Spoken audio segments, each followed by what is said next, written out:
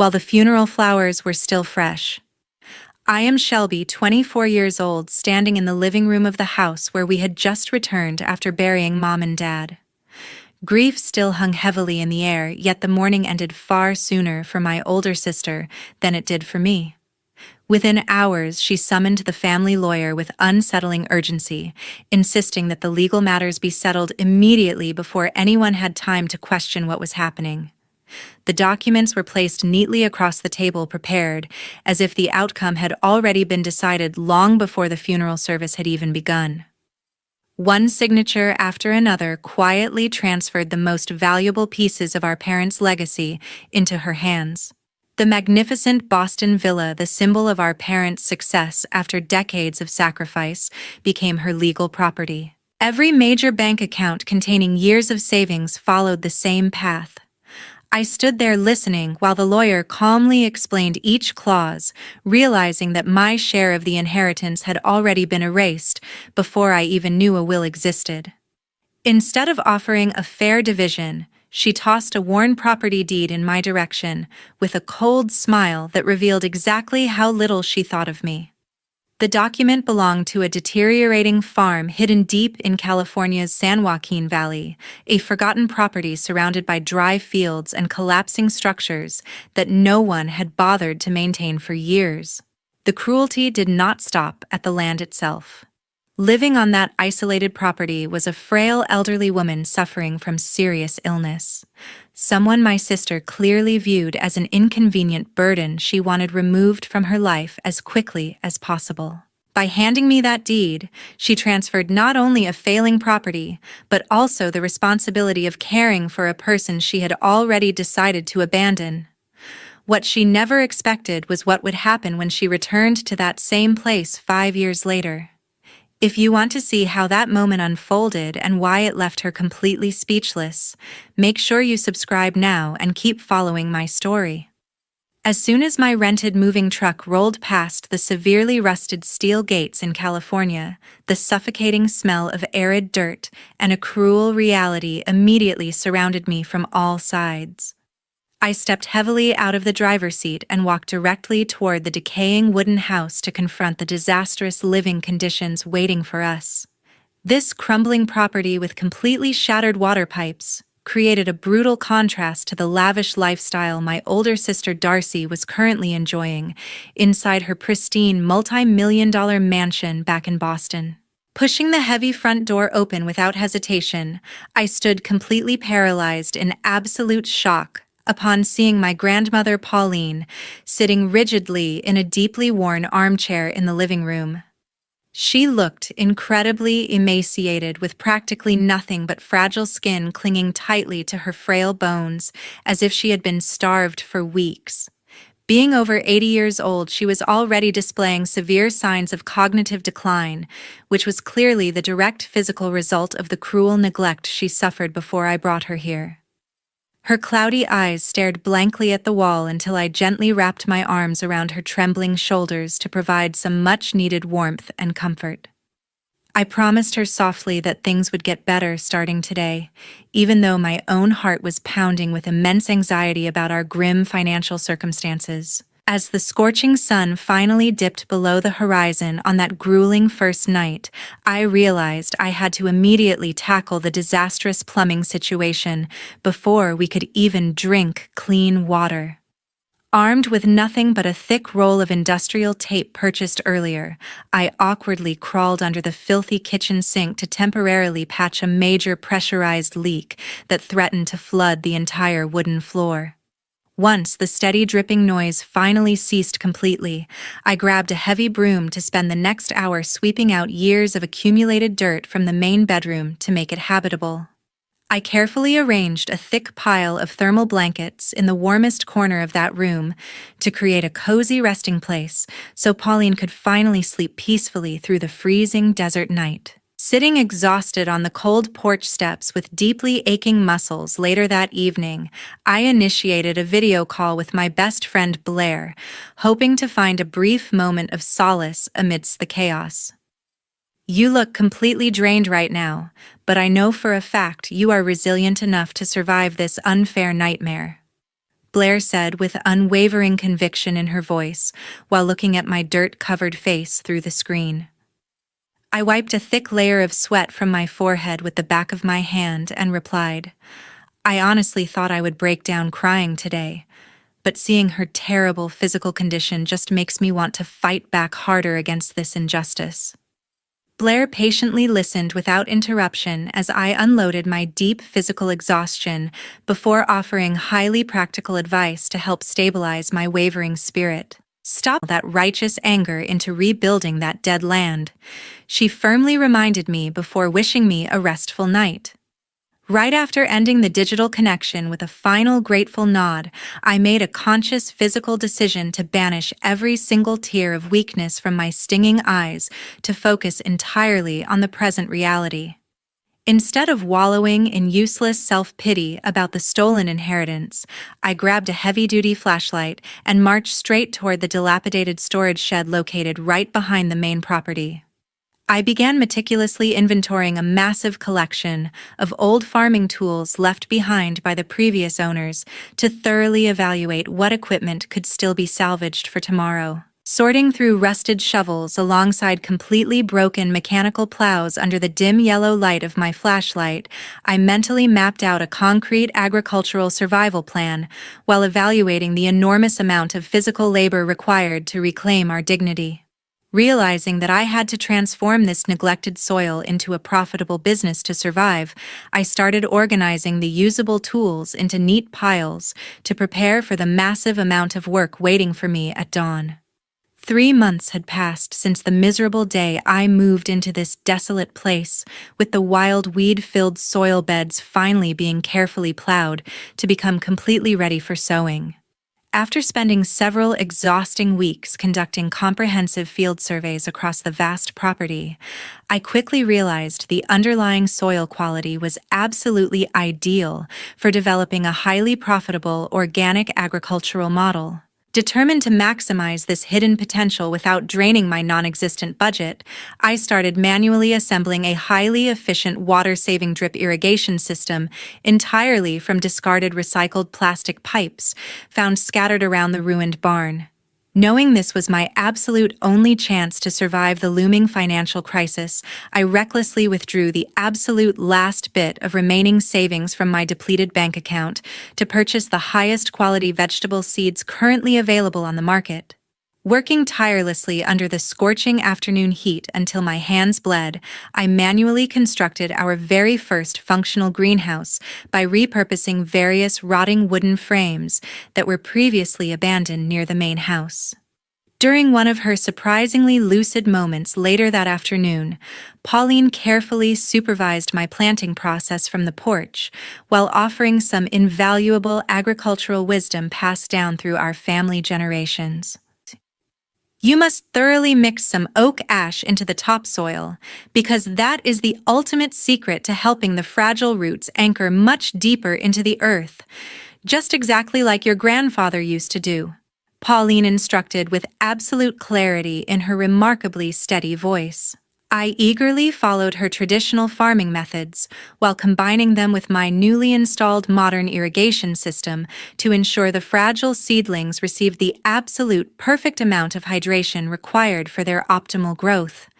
Pushing myself to the absolute physical limit every single day to maintain the fragile crops, I successfully harvested the very first batches of vibrant organic vegetables just a few short weeks later.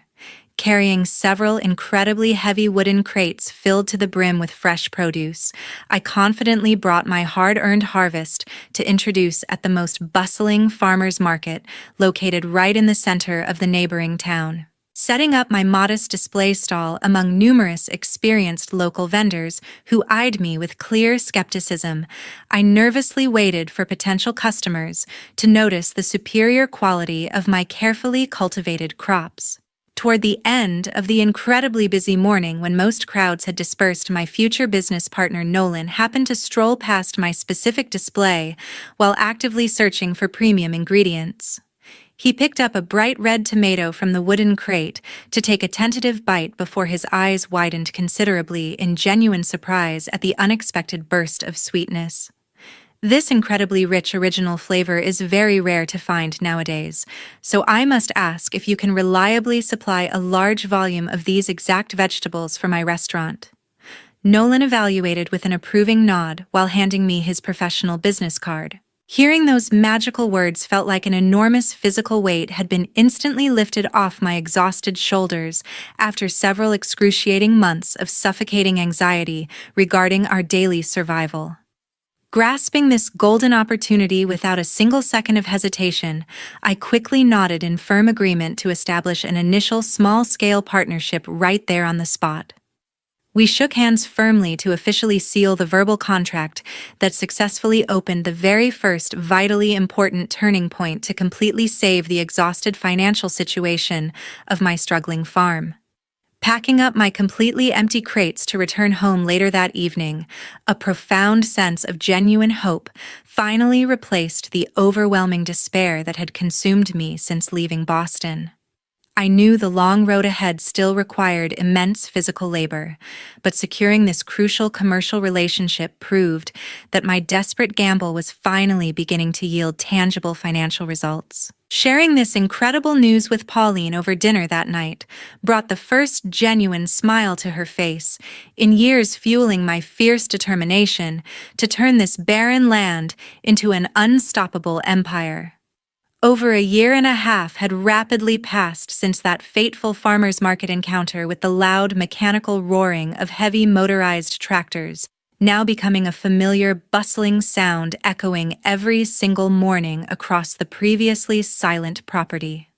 Cementing our successful initial trial period through consistent hard work, I officially signed a highly lucrative long-term exclusive supply contract to provide premium organic ingredients for the rapidly expanding restaurant chain owned by Nolan. Receiving that substantial initial profit deposit directly into my business account, I immediately hired professional contractors to completely replace the severely decaying wooden roof over our heads, while simultaneously installing a modern central heating system to keep Pauline comfortably warm during the increasingly freezing nights. Despite our steady forward momentum, a sudden devastating frost unexpectedly swept through the valley during the unpredictable early winter weeks to completely destroy a third of our vulnerable outdoor cultivation area overnight.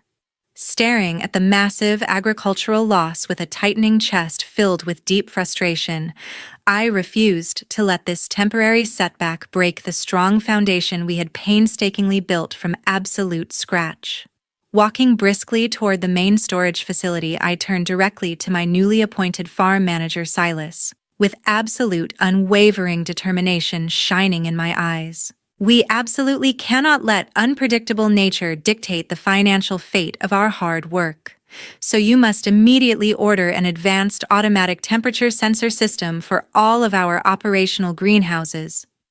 I instructed him firmly without showing any hesitation.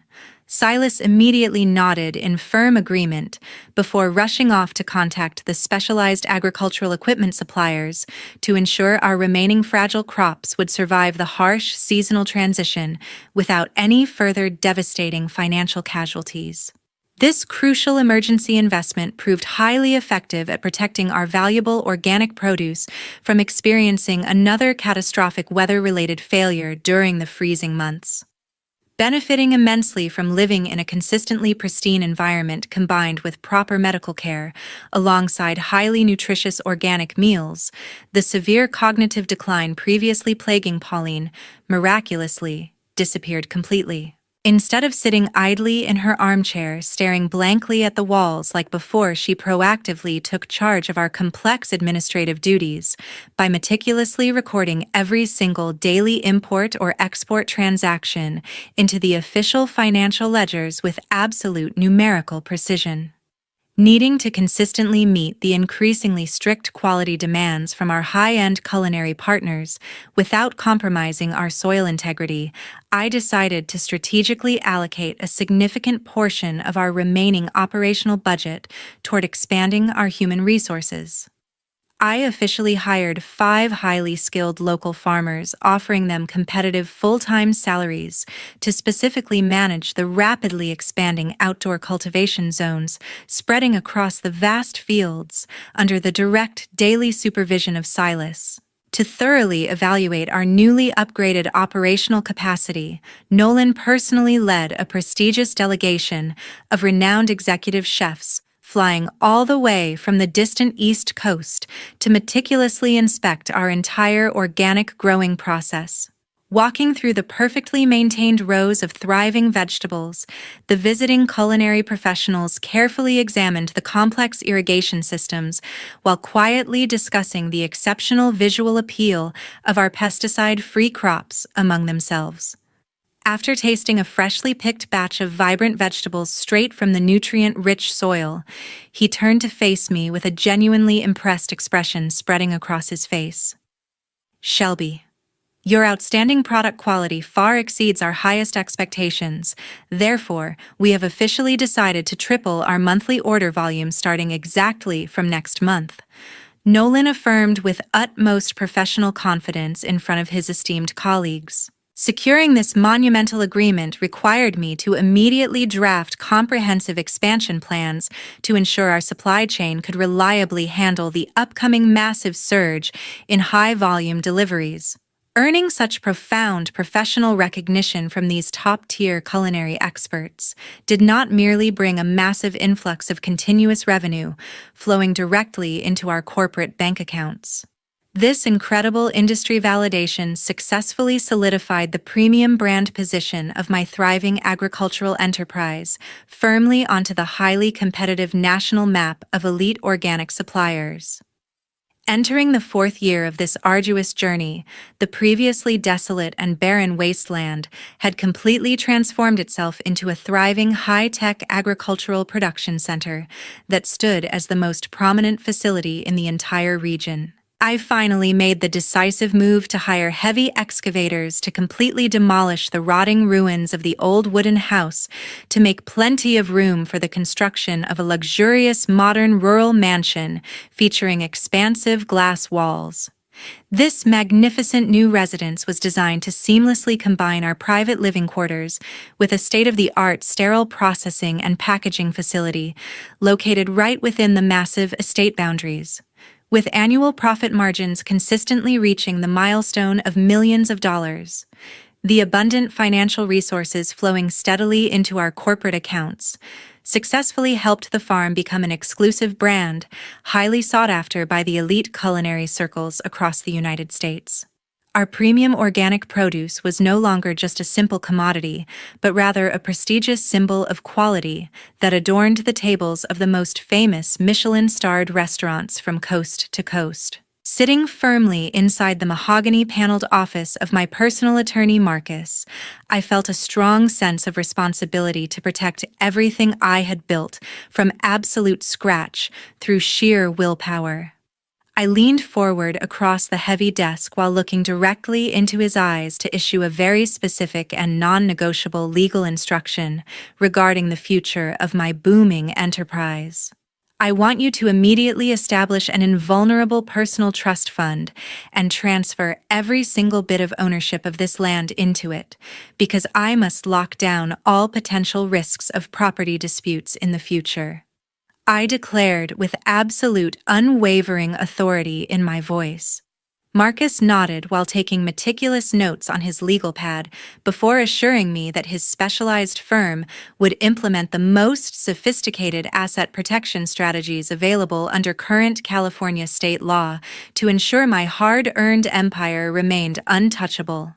This strategic legal maneuver provided me with an immense sense of security, knowing that no greedy relatives or former associates could ever threaten the foundation of our success through frivolous lawsuits. Standing tall on the expansive second-floor balcony later that evening while overlooking the massive rows of illuminated greenhouses and thriving fields, Pauline blossomed with a radiant and completely lucid smile that reached her bright eyes. She stood remarkably straight, without needing any physical assistance, because she finally possessed a clear mind that fully understood the magnitude of the extraordinary efforts her granddaughter had sacrificed through blood and sweat. She turned to me with a look of profound pride while watching the fleet of refrigerated delivery trucks departing from our high-tech loading docks to distribute our harvest across the country. Amidst this incredible peak of professional success, several disturbing rumors from my former social connections back on the distant East Coast finally reached my ears through a series of cryptic messages. These unexpected reports revealed that Darcy was currently sinking deeply into a massive swamp of staggering mortgage debts due to her persistent habit of reckless and extravagant spending beyond her actual financial means. While she had initially enjoyed the prestige of the Boston villa, her disastrous investment failures combined with a lack of any real business discipline had apparently led her toward the brink of total financial ruin. I listened to these developments with a cold and detached expression because I no longer felt any emotional connection to the woman who had once cruelly discarded us without a second thought. Instead of feeling any pity for her self-inflicted downfall, I focused my entire mental energy on further perfecting our organic cultivation techniques to ensure our dominance in the national market remained completely unchallenged for years to come. Friday afternoon, exactly on the 5th anniversary of my arrival in the San Joaquin Valley, a luxury sports car suddenly screeched to a halt before the electronic steel gates of my thriving farm. Darcy and her fiancé Grady stepped out with an air of unearned arrogance before their expressions immediately shifted into a state of total shock at the massive scale of the property I now owned. They stood frozen for several seconds while staring at the endless rows of high-tech greenhouses and the bustling activity of my professional staff moving purposefully across the vast grounds. The thick dust raised by their expensive tires settled on their polished shoes as they realized that the property they had once discarded as worthless was now the center of a massive agricultural empire. Darcy attempted to mask her overwhelming envy behind a forced smile while rushing forward to greet me with a fake enthusiasm that made my skin crawl with immediate repulsion. "Oh, Shelby, my dear sister Grady and I simply decided to stop by to visit you and our grandmother because we are family after all, so tell me how you have been living lately," Darcy asked with a voice full of artificial sweetness while eyeing my professional work clothes with a mixture of confusion and greed.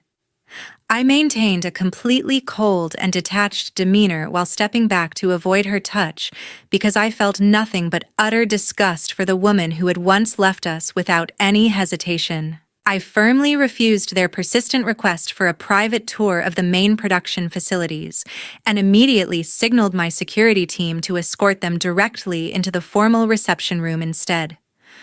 My employees watched the two strangers with clear suspicion because they knew exactly how hard I had worked to build this sanctuary without a single penny of help from my greedy relatives. Once we were finally seated on the expensive leather sofas inside the reception area, Grady began to reveal his predatory nature by scanning the luxurious interior with restless and calculating eyes. He reached out to touch the polished marble surfaces, while his gaze lingered on the various international agriculture awards hanging prominently on the office walls. A massive piece of real estate like this combined with all those advanced greenhouses must surely be valued at no less than $10 million at current market prices. Grady inquired while leaning forward with a hungry glint in his eyes that confirmed his true intentions. I stayed silent while watching them exchange a quick and nervous glance, which clearly signaled their growing desperation regarding their own crumbling financial situation back in Boston. I could see the beads of sweat forming on the forehead of Grady as he realized that I was no longer the pushover he had heard stories about during his time with Darcy. He shifted uncomfortably in his expensive suit, which now looked entirely out of place in the productive and grounded environment of my agricultural headquarters. Darcy's eyes flickered toward the high-end security cameras installed in the corners of the ceiling, likely realizing that every single one of her movements was being recorded for my protection. I noticed her hand trembling slightly as she reached for her glass, likely because the confident persona she had maintained in Boston was rapidly crumbling under the weight of her financial desperation. Throughout the suffocating dinner that followed shortly after their arrival, Darcy launched into her familiar routine of psychological manipulation by weeping about the sacredness of our shared blood ties. The rhythmic clicking of expensive silverware against fine china was the only other sound in the room as she spoke about the childhood memories of our parents, while conveniently ignoring her past cruelty. She deliberately forgot the fact that she had intentionally left me to rot in poverty 5 years ago, while she enjoyed the stolen luxury of our family inheritance. Every single word coming out of her mouth felt like a direct insult to the years of physical labor, alongside the many sleepless nights I had endured to save my life from her neglect. Looking right through the theatrical display of the two people sitting before me, I simply sipped my water while maintaining a high level of defensive vigilance at all times. I remained a silent fortress of indifference because I knew their sudden affection was merely a hollow facade designed to trap me into a corner of guilt or financial obligation. The sound of her forced sobbing echoed through the dining hall as she waited for me to offer some sign of sympathy that she could easily exploit for her benefit. Instead of responding to her predictable emotional traps, I focused on the steady ticking of the wall clock while waiting for the inevitable moment when she would finally drop the mask and reveal her actual motive.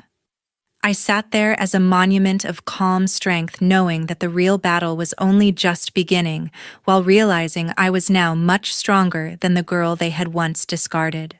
As the pitch-black night finally fell and enveloped the entire vast farm, the atmosphere in the living room suddenly became completely frozen due to the ultimate brazenness of our unexpected guests.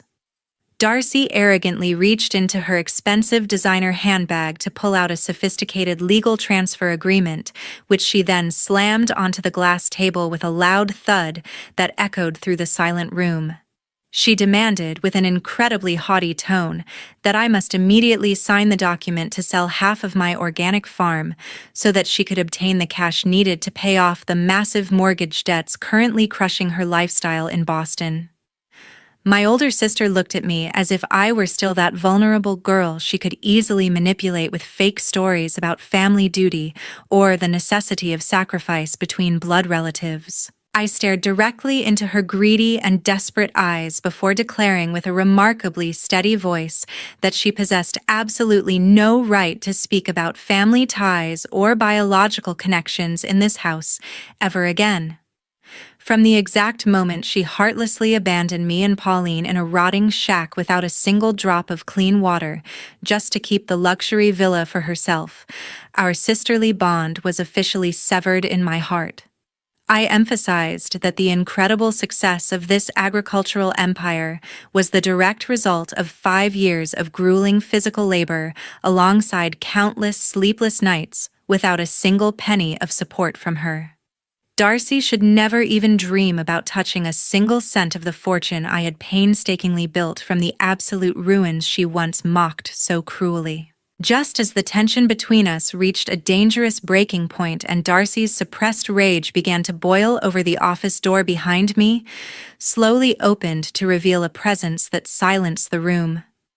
Pauline stepped out with a remarkably dignified and clear-minded aura that instantly made both Darcy and Grady flinch in visible terror as they stared at the woman they thought was long gone.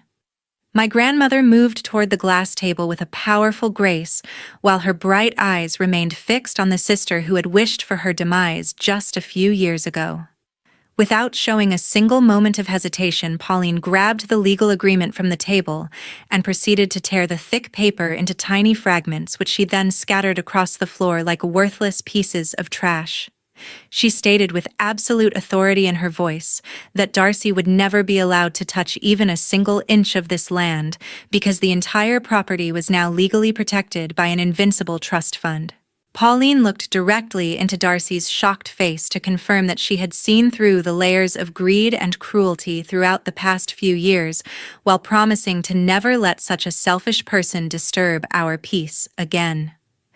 Realizing that her elaborate scheme to steal the property had completely collapsed, and that she no longer held any legal power or family support, Darcy began to scream loud curses that filled the entire hall with a piercing sound. She lost all sense of self-control in her desperate frustration as she realized her final chance to save herself from total bankruptcy in Boston had just vanished into thin air right before her eyes. Instead of engaging in a useless shouting match with such a hateful and unstable individual, I chose to remain a silent monument of strength while signaling my professional security team to enter the room immediately. I gave the final order for them to firmly escort both Darcy and Grady out of our private gates, to ensure they were removed from our lives in total humiliation. They were led away toward their car in a state of absolute defeat, while the electronic gates closed behind them forever to seal out the toxic influence they had tried to bring into our sanctuary. Watching their vehicle disappear into the darkness, I took a very deep breath to appreciate the profound sense of freedom and lasting peace that now belonged to me and Pauline after so much struggle.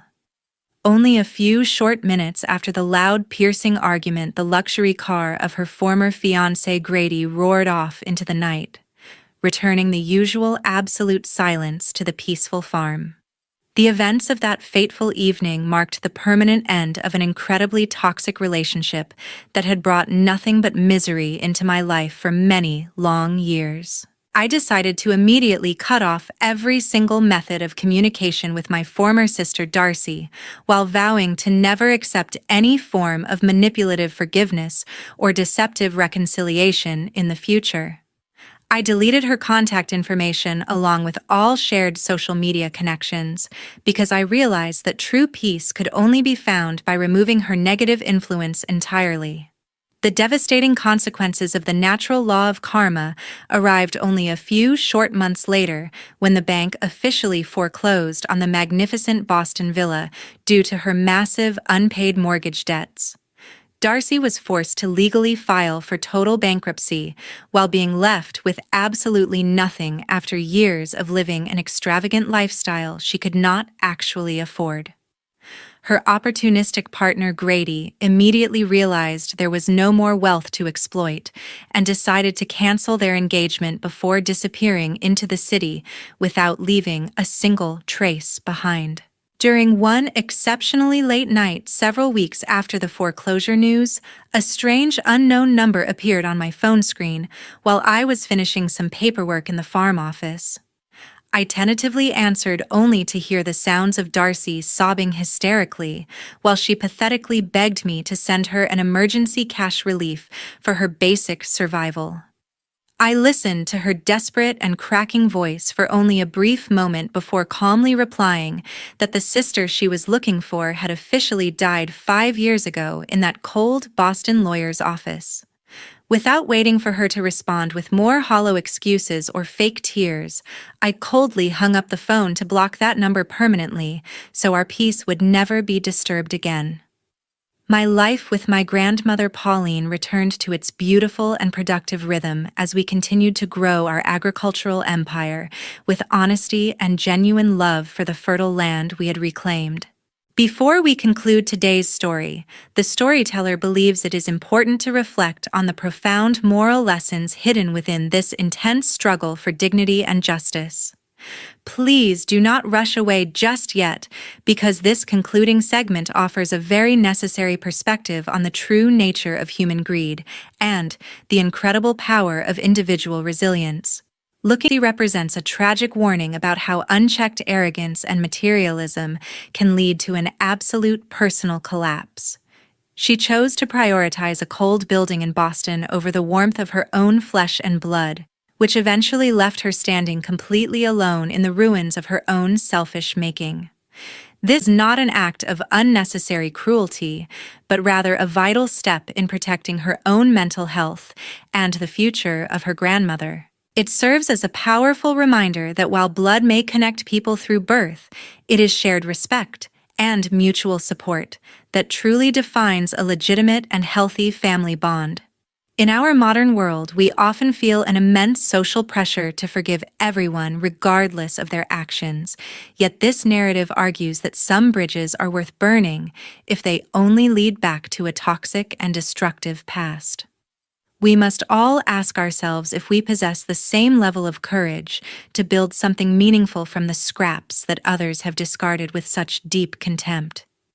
Now that you have heard the entire journey of Shelby and her triumphant rise from this difficult situation, if you were in the exact position of our main character, would you have been able to maintain such a cold and firm boundary against a crying sibling who had lost everything? Perhaps some of you believe in the possibility of a second chance, even after such a long period of neglect, or maybe you agree that certain betrayals are simply too deep to ever be mended with words alone. Please share your unique opinions and tell us how you would have handled that final desperate phone call in the comments section below. We truly appreciate every single one of you for staying with us until the very end of